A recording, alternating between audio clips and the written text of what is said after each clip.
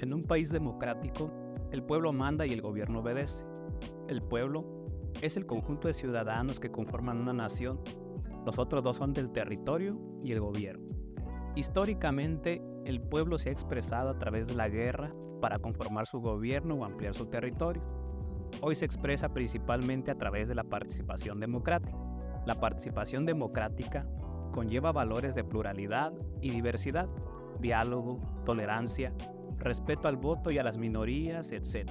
Es decir, todo aquello que evite la violencia y la imposición por la fuerza. Para que la democracia sea un régimen de gobierno viable, es necesario que el Estado se constituya con tres características principales: un Estado de derecho, derechos humanos o garantías individuales y división de poderes. Ahora bien, el régimen jurídico de la democracia no es algo estático o dado para siempre, como así lo han interpretado los positivistas y los naturalistas, aludiendo a una naturaleza humana estática. Por el contrario, al igual que la propia naturaleza humana, es algo que constantemente hay que revisar y reformar. El cambio es la única constante, no solo en la sociedad, sino en el universo entero. Pero hay cosas en la propia naturaleza humana y por tanto en el derecho natural que no deben ser cambiadas al son de los cambios de gobierno o de manera arbitraria. Estos deben de cuidarse para mantener íntegra la dignidad humana.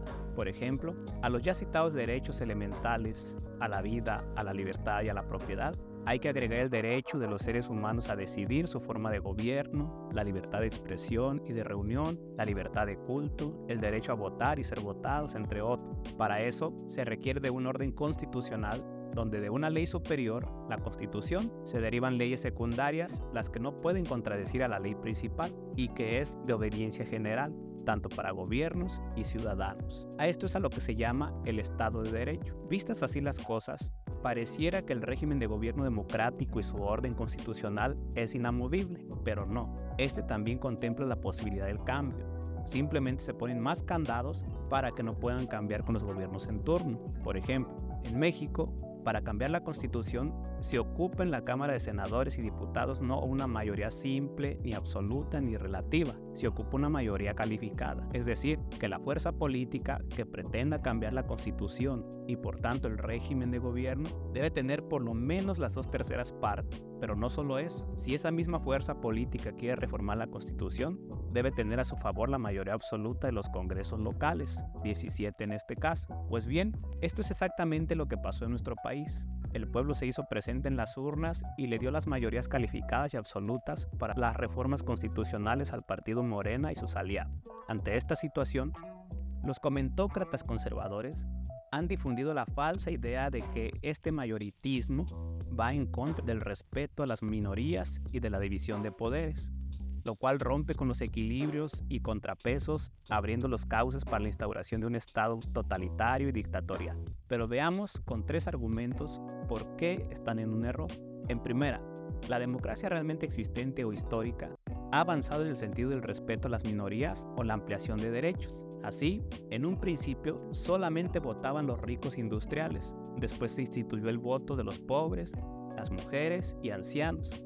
Ahora se crean derechos específicos para proteger a las diferentes razas y comunidades indígenas, a la diversidad sexual, los niños, los migrantes y el medio ambiente, etc. Es decir, de aquellos derechos humanos que fundamentalmente favorecían a los ricos, el derecho a la vida, la propiedad y la libertad, se han venido agregando otros derechos que favorecen a la ciudadanía en su conjunto. No está de más decir que son los movimientos de izquierda a los que debemos esta ampliación de derechos, y es Morena en nuestro país, a la par de muchos otros movimientos, los que pugnan por esta ampliación de derechos sociales. El programa de gobierno de Morena y la 4T es feminista, ambientalista, indigenista y sexo diverso, o sea, se aboga por los derechos sociales en su conjunto más que por las oportunidades. Por tanto, el respeto a las minorías está garantizado. Lo que pasa es que para la comentocracia de derecha, la minoría es solamente la oligarquía financiera, es decir, una élite que durante el neoliberalismo fue intocable. En segundo lugar, la división de poderes no debe verse como un dogma. Si bien técnicamente es necesario para el funcionamiento del Estado democrático, también es importante señalar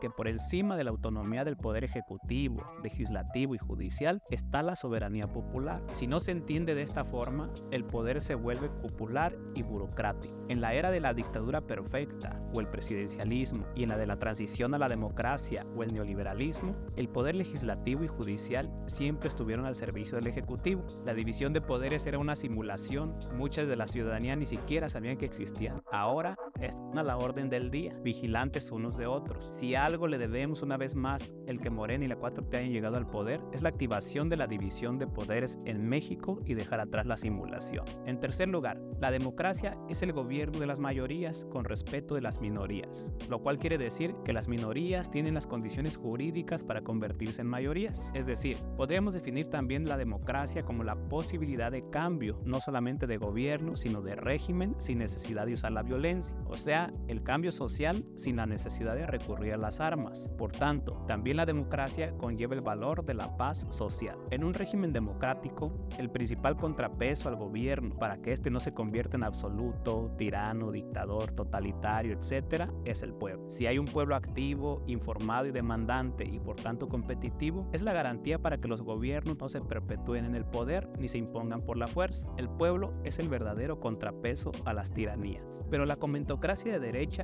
cree que contrapeso es que los poderosos, élite económica, política y de los medios de comunicación, impongan su agenda al gobierno en turno. En síntesis, en México vivimos una revolución democrática. La democracia representativa en crisis, decaída en burocracia, meritocracia, tecnocracia, en favor de una oligarquía, se está transformando en democracia participativa, que no es otra cosa que la profundización de la democracia. Pero eso a los poderosos no les gustó. Estaban muy felices hablando a nombre del pueblo y ahora que el pueblo habló, su felicidad se transformó en miedo. ¿Miedo a qué? Miedo a la democracia, al poder de las mayorías.